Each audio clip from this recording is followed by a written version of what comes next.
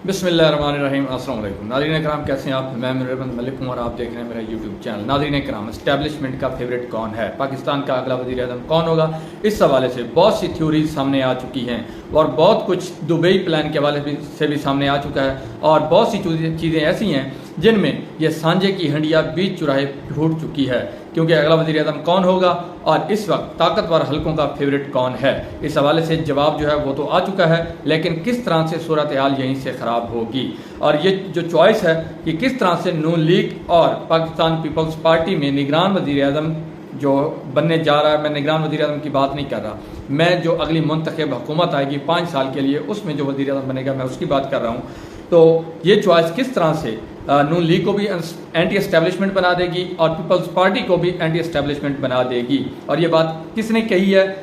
कि मेरा वज़ीर आज़म बनने का जो शौक़ है वो तो पूरा हो चुका है, लेकिन मैंने फिर भी बनना है क्योंकि मैंने एक मैसेज देना है, मैंने क्लैरिटी के साथ चीज़ें जो है वो कम्युनिकेट करनी है कुछ लोगों को। और यही वो नुक्ता है, यही जो वो पॉइंट है, वजह है जिसने मामलात को जो है टॉप लेवल तक बिगाड़ दिया है। लड़ाई शुरू हो चुकी है, पीडीएम का जो इत्तेहाद है वो तितर बितर होने का जो वक्त है उसका वो हो चुका है। अगर ये कहा जाए कि पीडीएम इत्तेहाद के जो बखिए हैं वो उधर चुके हैं और अब बस जो बिखरने हैं वो बाकी हैं, तो ये गलत ना होगा। वैसे इस इत्तेहाद ने तो टूटना ही था क्योंकि जो इन्होंने मिल बैठ के जो खाना पीना था वो खा पी लिया है और ये कोई जो इनका इत्तेहाद का टूटना है ये कोई अचंभे की बात नहीं है। इसमें कुछ ऐसी चीज़ें तो नहीं है कि जो है कुछ सरप्राइजिंग वाली कोई बात हो, क्योंकि इलेक्शन करीब है, इन्होंने हर किसी ने अब वो जो है अलग अलग होना है। अलबत्ता वो एक सफ़ा, वो एक पेज अभी तक हुकूमत के साथ है, वो एक पेज जिसकी बात गश्त जो है वो बड़ा चर्चा होता था, उसका बड़ी बात गश्त होती थी इमरान खान साहब के दौर के अंदर, और वो पेज फिर किस तरह से जो है लीरो लीर हुआ और तार तार हो गया वो भी आपने देखा कि इतने मिसाली तल्लुकात थे सिविल और मिलिट्री जो हुकूमतें थी उस वक्त, एस्टेब्लिशमेंट थी उसके, और फिर इस तरह ख़राब हुए कि जिस तर्ज पर जो मिसाली तल्लुकात थे उसी तर्ज पर ही वो ख़राब हुए। जितने गहरे तल्लुकात थे उतने ही वो गहरे ख़राब हुए। अब ये जो नई नई दोस्ती है, इस हवाले से दुबई में मीटिंग्स हुई हैं, दुबई में मीटिंग्स के हवाले से ये परसेप्शन दी जा रही थी कि पीपल्स पार्टी को जो है वो ठेंगा करा दिया गया और बिलावल भुट्टो की जो सीवी है उसको होल्ड पे डाल दिया गया। मतलब बिलावल की सीवी जो कि जमा हुई थी वो रिजेक्ट तो नहीं हुई, लेकिन उसको फिलहाल होल्ड पे डाल दिया गया है। हालांकि बिलावल के हामी साफियों ने एक नैरेटिव बनाया, बयानिया बनाया कि बिलावल भुट्टो ने एज अ फॉरेन मिनिस्टर जो है ताकतवर हल्कों को अपनी परफॉर्मेंस से मुतासर किया है और उसने फॉरेन पॉलिसी में जो है झंडे गाड़ दिए हैं वगैरह वगैरह। बिलावल के जो जहाज़ के टायर हैं वो जो है ज़मीन पर नहीं लगे और जो गुज़श्ता एस्टेब्लिशमेंट के जो सरकर्दा थे, जनरल बाजवा साहब की मैं बात कर रहा हूँ, तो वो बिलावल को बड़े जो है बहुत ज़्यादा पसंद फरमाते थे। मतलब only the politician who had directly contact with जो है general Bajwa x course general Bajwa साहब। तो रजीम चेंज के बाद यही लग रहा था कि जो पीटीआई के साउथ पंजाब के जो लीडर्स होंगे वो पीपी में शामिल होंगे और ऐसा कुछ होगा कि बिलावल अगले वज़ीर आज़म के तौर पर मजबूत उम्मीदवार होंगे। फिर इस मनसूबे को भी ब्रेक लग गई और इसके हवाले से जो है कि जो दुबई प्लान है उसके हवाले से भी ये खबरें आ रही थी कि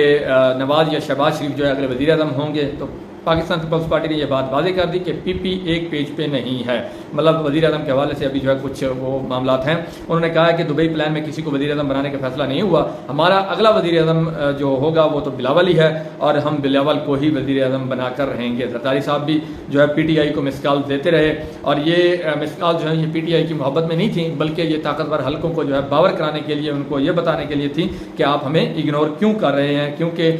इस्तेकाम पाकिस्तानी पार्टी का जो वजूद है वो उसका वजूद में आना सबसे ज़्यादा जरदारी साहब को बुरा लगा। अब जरदारी साहब तो ये समझ रहे थे कि ये पीटीआई वाला सारा वजन जो पीटीआई से टूट के गए हैं वो हमारे पलड़े में डाला जाएगा और हमें मजबूत किया जाएगा। इस्तेकाम पाकिस्तान पार्टी की नून लीग के साथ भी गेम करवाई जा रही है। 5 सीटें जो है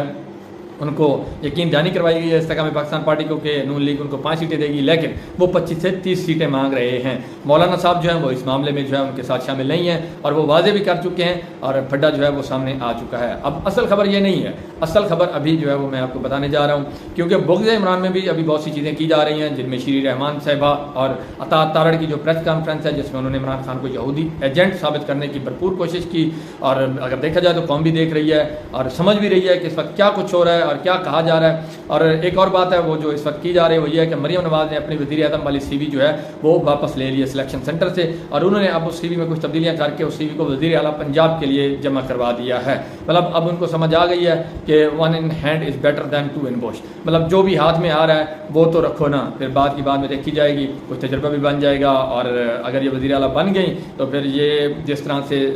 शहबाज शरीफ साहब ने वज़ीर आज़म बन के मुल्क का कबाड़ा किया है, ये उससे भी कुछ ज़्यादा ही करेंगे, क्योंकि इनके पास पहले तो कोई तजर्बा ही नहीं है। तो अब आते हैं इस बात की तरफ कि वज़ीर आज़म पाकिस्तान किसको बनाया जाए। तो नवाज़ शरीफ साहब के करीबी समझे जाने वाले जो साफ़ी हैं, मैं नवाज़ शरीफ के करीबी समझे वाले जो करीबी साफ़ियों की बात कर रहा हूँ, नून लीग के करीबी साफ़ियों की बात नहीं कर रहा। तो वो एक नैरेटिव बना रहे हैं, और वो क्या कह रहे हैं, 2 किस्म के नैरेटिव हैं। इनमें एक तो ये है कि नवाज़ शरीफ को कोई फ़र्क नहीं पड़ता कि वज़ीर आज़म बने या ना बने, नाअहली ख़त्म हो या ना हो। दूसरी तरफ ये कि पाकिस्तान नीड्स नवाज़ शरीफ, कि नवाज़ शरीफ आएगा तो मामला ठीक होंगे, और ये नैरेटिव बनाया जा रहा है कि रियासत को नवाज़ शरीफ की ज़रूरत है, रियासत खुद जो है वो नवाज़ शरीफ को लेकर आए। और एक और नैरेटिव बनाया जा रहा है वो ये कि नवाज़ शरीफ साहब मैसेज देना चाहते हैं कि हुक्मरानी जो है वो मुल्क के अंदर अवाम की है, मतलब सिविलियन बालादस्ती वाला चूरन दोबारा उनका आ रहा है, और हाकमियत भी अवाम की है। सिविलियन बालादस्ती वाले नैरेटिव को वो अब दोबारा जो है जिंदा करना चाहते हैं। अब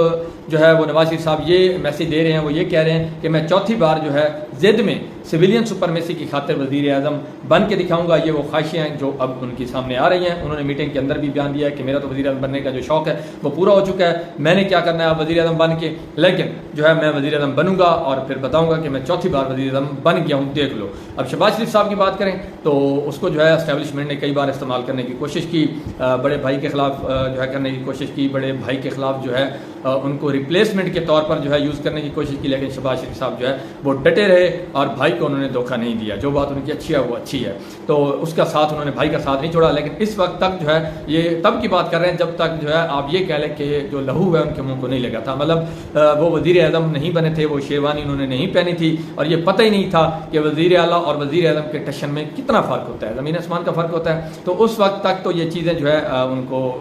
था कि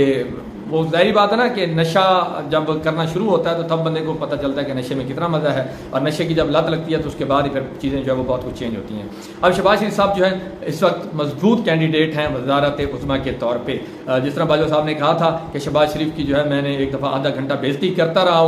रहा, और उनको कहा कि आपका बेटा इंतहाई निकम्मा है, निकम्मा तरीन वज़ीर आला है, ये कुछ नहीं कर रहा वगैरह वगैरह, लेकिन वो मुँह नीचे करके जो है वो सुनते रहे, उन्होंने कोई जवाब तक नहीं दिया। फिर इस तरह का अगर किसी को बॉस मिल जाए तो फिर क्या ही बातें, मतलब टेक्निकली बॉस हो गया, जिसको आपने रिपोर्ट करना हो आप उसके पास जाएं रिपोर्ट देने, और उसको सुना के वापस आ जाएं और आगे से वो चूं भी ना करे। तो ये इस किस्म के शहबाज शरीफ साहब हैं। तो अब ये कहा जा रहा है कि जो शहबाज शरीफ साहब हैं वो मजबूत उम्मीदवार हैं, और नवाज शरीफ साहब जो है उनके वाले से ये कहा जा रहा है कि अगर वो वापस आ जाते हैं, वो वापस आ गए तो वो जनरल बाजवा के खिलाफ कुछ ना कुछ कर सकते हैं, क्योंकि जनरल बाजवा साहब ने ही उनके खिलाफ जो वो केसेस चले थे और नाअहली थी वगैरह वगैरह, तो वो सब कुछ जो है जनरल बाजवा के हवाले से था, तो जनरल बाजवा के खिलाफ वो कुछ ऐसा कर सकते हैं। अब बहुत से साफियों ने जो है वो नकारा बजा दिया कि नून लीग दोबारा एंटी एस्टेब्लिशमेंट बयानियाँ बना के शहबाज शरीफ की मुश्किलात में इजाफा करेगी, क्योंकि शहबाज शरीफ साहब अगले वज़ीर आज़म के उम्मीदवार हैं, मजबूत उम्मीदवार हैं, और वो शायद भाई को भी धोखा दे जाएँ। तो अब वो एंटी एस्टेब्लिशमेंट जो नून लीग है वो बयानियाँ बनाएगी और शहबाज शरीफ की मुश्किलात में इजाफा करेगी। एक सफ़ा जो होता है जिस पे वो अक्सर बात सुनने को मिलती है कि एक ही पेज